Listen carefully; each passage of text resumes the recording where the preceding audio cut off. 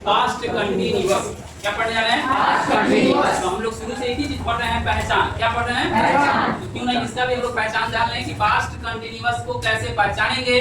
कि कोई ट्रांसलेशन हमको कोई दे दे या कोई पूछ दे तो कैसे पहचान में आएगा कि यह टेंस पास्ट कंटिन्यूअस का है या नहीं है। तो इसकी पहचान है जिस हिंदी वाक्य के अंत में रहा था या रहे थे या रही थी का प्रयोग रहता है उसे पास्ट कंटिन्यूअस टेंस का वाक्य कहते हैं। क्या है इसमें? रहा था या रहे थे या रही थी।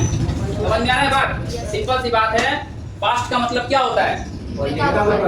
पास्ट का मतलब जो बीत गया।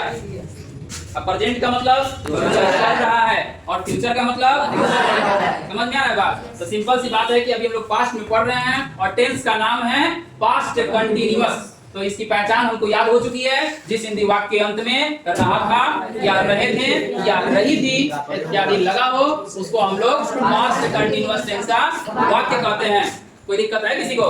मत बोलिए, चुप रहिए। आप तुम किसी आदमी को बुलाएंगे बोर्ड पर और बताइएगा, सबको मिटा देंगे एक बार और आप पूछेंगे कि इसकी पहचान क्या है। ठीक है ना? इसलिए सब आदमी का ध्यान यहाँ पर आना चाहिए ताकि समझ में आए। यहाँ के जाने के बाद आप क्या कर रहे हैं, आपका इंक्वायरी हम नहीं कर रहे हैं, लेकिन आप जब तक यहाँ पढ़ रहे हैं तब तक ईमानदारी और लगन और जुनून के साथ पढ़िए। समझ में आ रहा है ना? आपका समय बहुत कम है। आप ये मत सोचिए कि मेरा समय अभी पूरा समय बचा हुआ है। मई समाप्त हो चुका है, इसी में पर्व है, त्योहार है, शादी है, पबनी है, सारा इसी में है। अगर आपको समय से के साथ खिलवाड़ करना है तो एक दिन समय आपके साथ खिलवाड़ करेगा। इसलिए इस बात को ध्यान दीजिएगा। पढ़ने आते हैं, शेड्यूल बनाइए, पढ़िए और घर जाइए। कोई दिक्कत है किसी को? तो इसका स्ट्रक्चर क्या होता है? सब्जेक्ट प्लस वाज या वेयर प्लस ऑब्जेक्ट। इसमें आपको वाज और वेयर जिसमें लग रहा है आई मीन वो पास्ट की बात कर रहा है। ठीक है ना? वाज और वेयर का मतलब क्या होता है?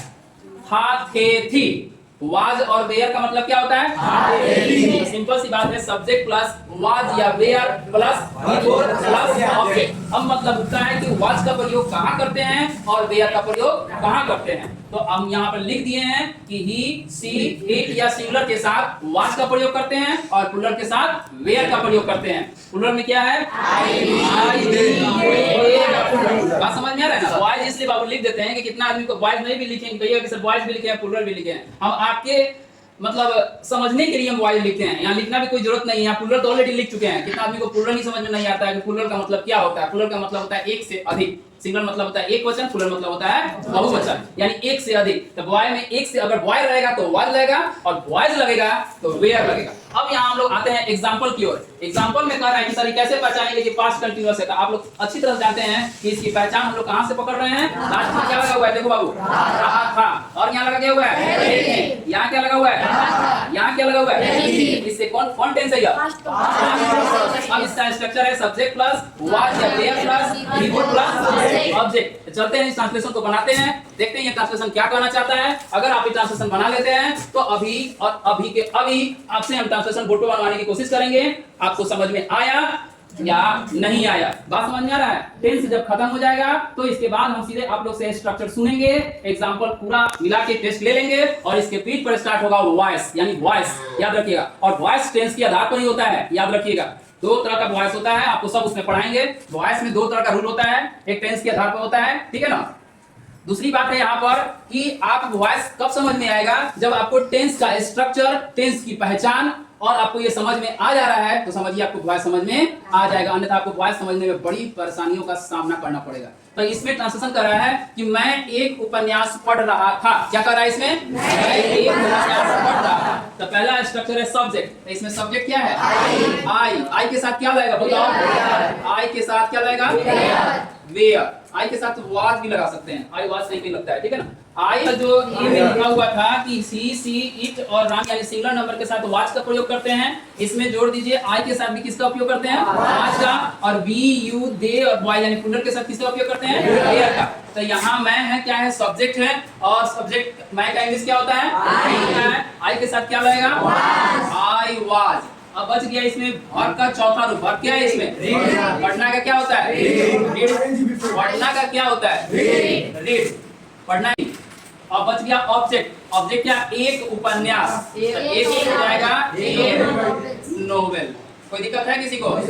बचेगा मैं एक उपन्यास पढ़ रहा था, I was reading a novel. दूसरा कह रहा है हम लोग चिट्ठियां लिख रहे थे, तो हम लोग का क्या होता है? वी। चिल्ला क्यों रहे हैं आप लोग? जब सिंगल पूछेंगे तो उतना ही चिल्ला के आवाज बोलिएगा। अगर भीड़ में अगर आप जोर से बोल रहे हैं तो ये मत समझिएगा कि मेरी आंख आप पर नहीं पहुंच रही है, हम सबको देख रहे हैं जरूर। जब सिंगल बोलवाएंगे ना तो बोलिएगा उतना आवाज में, तब समझेंगे कि आप सीख रहे हैं। ज्यादा जोर से बोलने के नतीजा में आप सोच रहे हैं कि मेरी आवाज सब तक पहुंच रही है। जी नहीं, हम देख रहे हैं सबको कि कौन पढ़ रहा है कौन नहीं पढ़ रहा है, किसके में क्या परेशानी है। अगर आप समझ रहे हैं तो आप थोड़ा आहिस्ता बोलिए ताकि सब कुछ समझ में आए। जो बच्चे समझ में जिसको नहीं आता है वो तेज आवाज के धुन में वो अपनी आवाज को छुपा लेते हैं, नहीं बोल पाते हैं। तो सबको ही बोलिए।